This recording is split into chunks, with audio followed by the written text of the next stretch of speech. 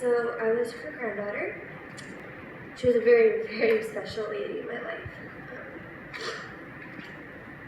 I'm gonna try to keep it together, I'm sorry. Okay. It didn't take much to make her happy.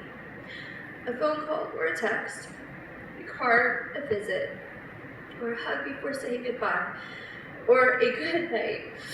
In my case, because we used to live with my grandparents for most of my childhood. The kind of love Grandma felt for us was a love without condition. She may not have approved of everything we did, may not have liked some of the decisions we made, but she didn't lecture, she didn't judge. She just kept loving us, letting us know that she was there, and if we ever needed her, we could count on her to listen, to comfort, and to help. My grandmother, Pamela Scott Thompson, passed away very early morning on July 30th.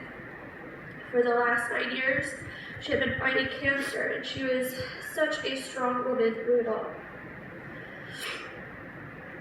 She never complained about how much pain she was in, especially over the last year when it really spread, making her having to wear a back brace and use a walker as it had spread through her bones. She did finally overcome needing the help of a brace and walker and soon had gotten somewhat better. My grandfather, mother, and myself thought she might have been getting a bit better as she had been feeling really, really well lately with the new chemo she had started about 2 weeks prior to her passing. Sorry, guys. She had hopes of remission with new chemo as she hadn't felt with that great in the last 2 years, is what she had said. Her passing came as a shock and very unexpected.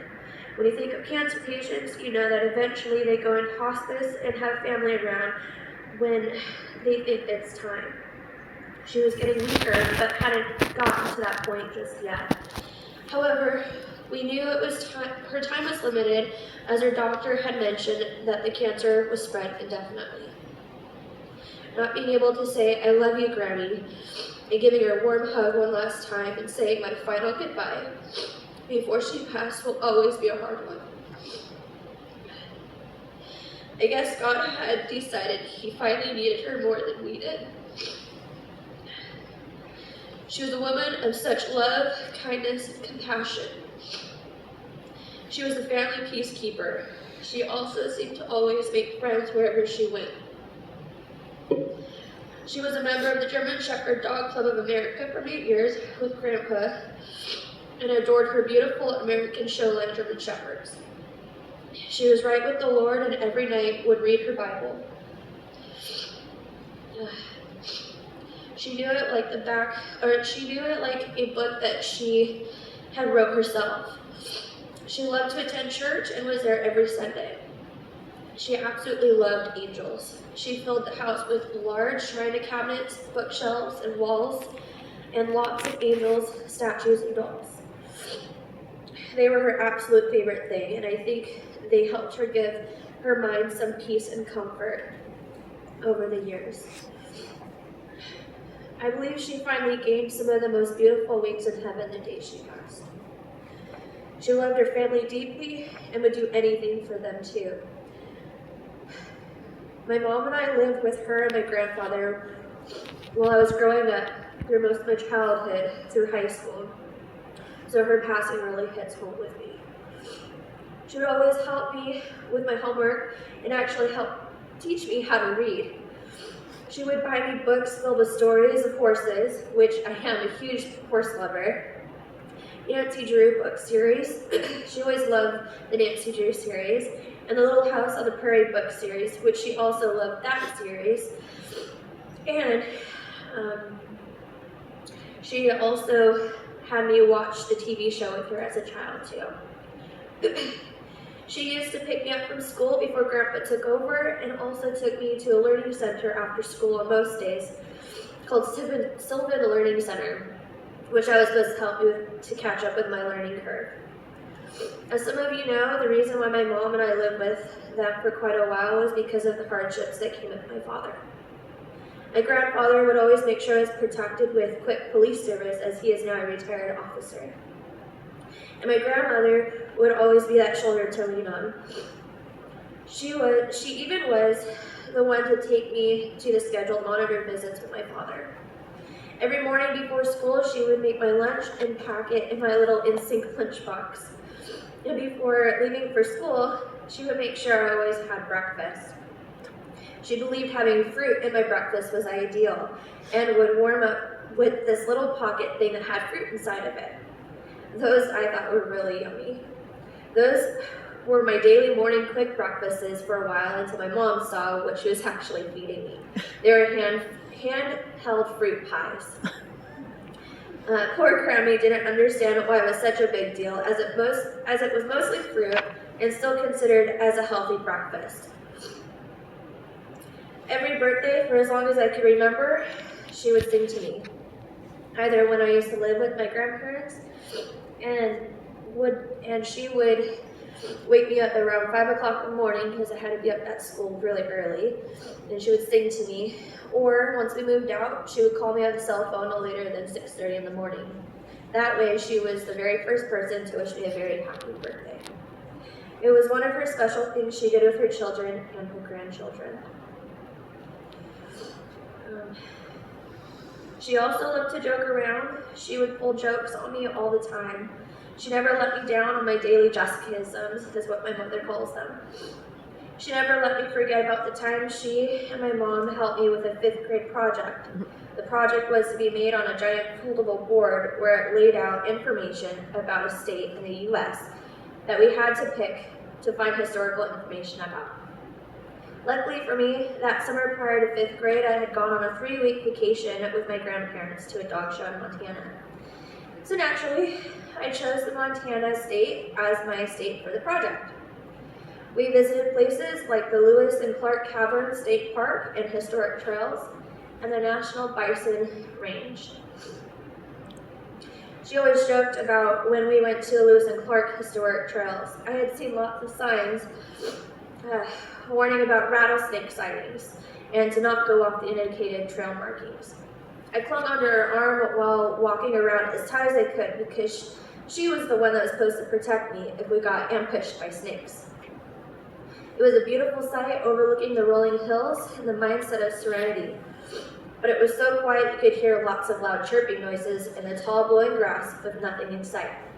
Which to me, it sounded like we were getting swarmed by rattlesnakes.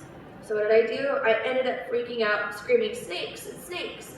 And I ran back to the truck where Grandpa was waiting and wanted nothing to do more with that sight. When she finally got back to the truck, she couldn't stop laughing at me and saying that those weren't snakes, but those were crickets. If you haven't heard a bunch of crickets like that, they sound like rattlers. At least she had grabbed a few tour pamphlets, which I then added onto the design board to add to my project. When I went to the National Bison Range, that was where I had learned all about the bison and the buffalo. If you're ever in Montana, I highly recommend going to that state park, as it's absolutely beautiful. She always laughed about when the German Shepherd that we took for the trip for the shows was absolutely quiet the entire car ride through the range.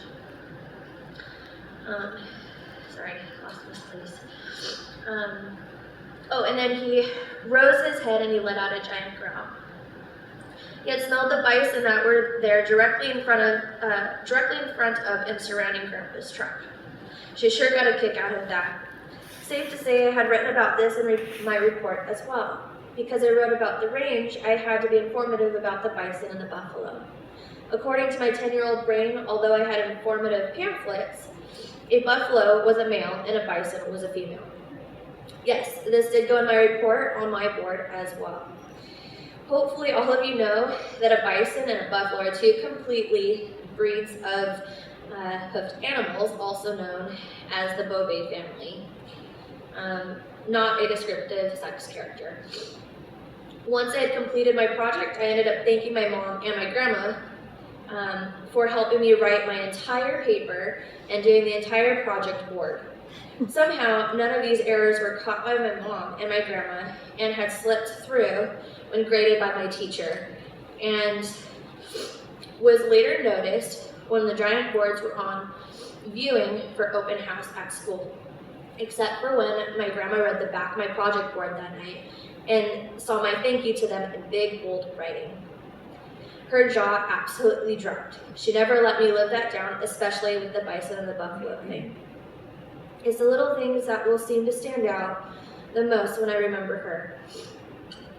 Her favorite candy was Reese's, which is why I provided some Reese's cups at the guest book table and handed out with the memorial program in remembrance of her.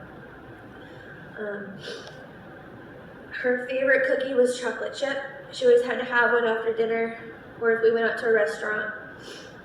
She always loved to drink iced tea. At Christmas time, she always had fudge that she would make along with shortbread. And the house is always completely decked out Christmas gear. I will miss her call when it's my birthday. And every holiday she would surprise her grandkids with holiday candy and gifts, no matter what age we were.